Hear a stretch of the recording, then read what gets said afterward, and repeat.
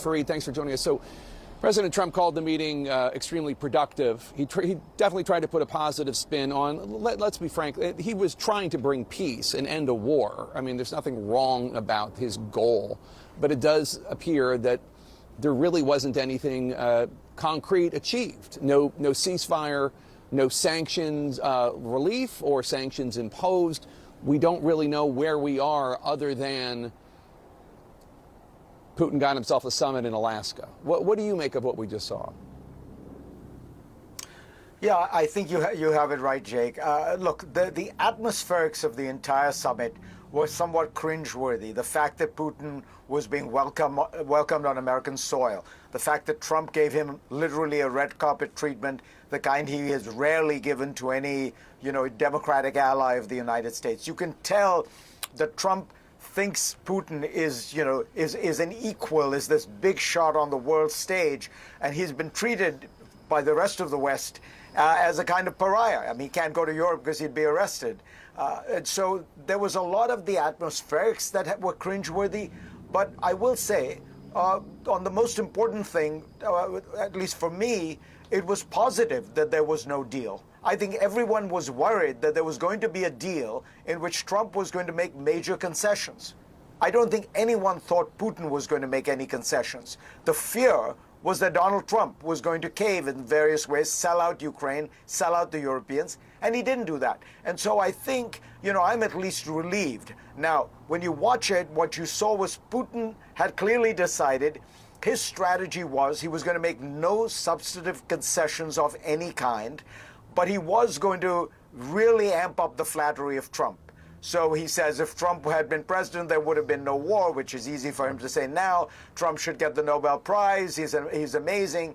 All that, is cheap and easy rhetoric for Putin, but he laid that on thick. But at the end of the day, he made no concessions. So Trump comes back empty-handed, but, in a way, better to come back empty-handed than to have given away, a quarter of Ukraine. Right, and I'm sure that there are a lot of people breathing easy in Ukraine because of that. I wonder if you think, with no apparent concrete progress at the summit, at least none that was announced, is there an upside for President Trump? I mean, he can say he tried for peace, and that's not nothing, but there's also the flip side of that, which is Putin might leave here bolstered, both domestically and on the international stage, no?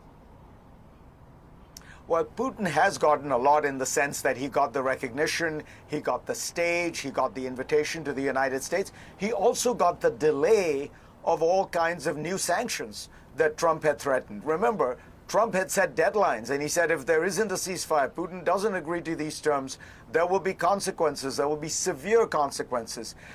None of that appears to be happening, and in fact, Foreign Minister Lavrov, the Russian foreign minister, said he expects sanctions to be lifted as a result of this. Now, he said that a little earlier, so we don't know where that is. But yeah, it's hard to spin this in a positive direction if you believe that, it is important to preserve Ukraine as an independent sovereign state.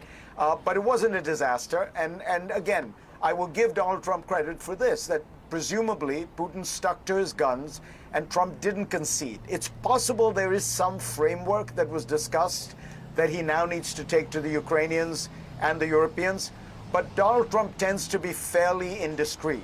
So if there is such a framework, if anything substantive was agreed on, we will know in the next hour. It is inconceivable to me that Trump will be able to keep that quiet. He will feel the urge to boast. So the fact that at least so far we haven't heard much leads me to your conclusion that, really at the end of the day, there's nothing to show for. Right. I mean, he did say, just to quote him, many points were agreed to. There are just a very few that are left. Some are not that significant. One is probably the most significant. Well, we have a very good chance of getting there. We didn't get there, but we have a very good chance of getting there. I assume we all here on the panel think that one that's the most significant would be the ceasefire. But President Trump also said that he's now going to call NATO leaders and Ukrainian President Zelensky What do you see happening next? President Trump did talk about they would talk soon and probably would see each other again soon. There was some idea floating that the next summit might even be in Moscow, although he acknowledged he'd get a little heat on that one, although he didn't say no. What do you think happens next, and what message would it send if Trump were to go to Moscow for the next summit?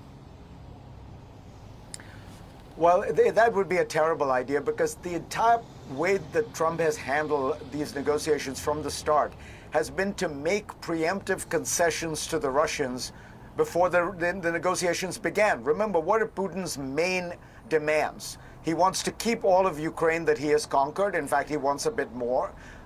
Trump initially basically conceded that, Pete Hegseth as well. He wanted that NATO guarantee that Ukraine will not be a member of NATO. Trump has said that's going to happen. He wanted to be sure there would be no American troops on Ukrainian soil. Trump has said that. Then he gives him the summit in the U.S. The next thing would be to give him a summit where he can play host and peacemaker. But we've gotten nothing back from Putin. And it's been a series of unilateral concessions to Putin, and it's not clear yet what the United States, the West, is getting. So I'm all for making a deal. I'm all for compromise. I'm all for ending the war. But the strategy of preemptive concessions to Vladimir Putin has never worked in the past, and is unlikely to work now. What we need is pressure on Putin, military pressure through military aid to Ukraine. That's what will get his attention. Fareed Zakaria, thank you so much. Anderson, back to you in D.C. Jake, thanks a lot. Here with me now is Leon Panetta. He served as former defense secretary and former CIA director under President Obama, and he was President Clinton's chief of staff. Secretary Panetta, I mean, you have seen a lot of these kind of global world leader meetings, these kind of summits. Did anything come out of this? Have you seen one quite like this? Look, Anderson, I think the fundamental test for this summit was pretty clear, that the president had to get a ceasefire. That's at the top of the list. And he himself said he needed to get a ceasefire. And that they ultimately, if they got a ceasefire, they would then establish a negotiation between Ukraine and Russia to work out the issues on territory and on security. That would have been a successful summit. That did not happen. There was no deal. There was no there. There was no ceasefire. So it's pretty hard for me to understand just exactly what was the purpose of this summit, because whatever I thought was the fundamental test of success was not achieved. In fact, I want to play something the president said Wednesday when asked by a reporter about what would happen if this was not a successful summit. Let's just play that. Will Russia face any consequences if Vladimir Putin does not agree to stop the war after your meeting on Friday? Yes, they will. Yeah. What will the consequences there will be be? consequences. Sanctions, tariffs? There will be, I don't have to say, there will be very severe consequences. Secretary Panetta, we certainly did not hear on that stage when the president was face to face with Vladimir Putin anything about any kind of consequences or any kind of failure. He's certainly not characterizing it as a failure. He did say, there's not a deal until there's a deal. He said some progress was made. I mean, is he now in a position where he just ignores, his promise on Wednesday that there would be severe consequences? Does he just ignore that? What do you do if you're president of the United States now?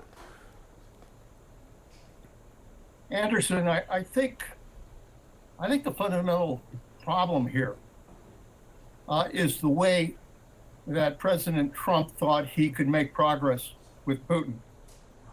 He really felt that because of their friendship, that he could basically schmooze Putin, do the red carpet, have him drive together towards the summit, and that ultimately by the power of Trump's personality, that somehow he could get Putin to agree to a ceasefire. For all those of us who dealt with Putin, that's not the way to deal with Putin. You don't schmooze Putin. You've got to be tough with Putin. Putin is a tough actor. Putin knows what he wants. Putin is not to be trusted. And you've got to be tough with him. You've got to come down. You've got to implement sanctions. You've got to provide weapons to the Ukrainians. That is being tough with Putin. That's what Putin understands. It's the power of force. And Trump somehow thinks that he doesn't have to resort to that kind of tough action and that he can do it through the power of his personality. And frankly, that's not working.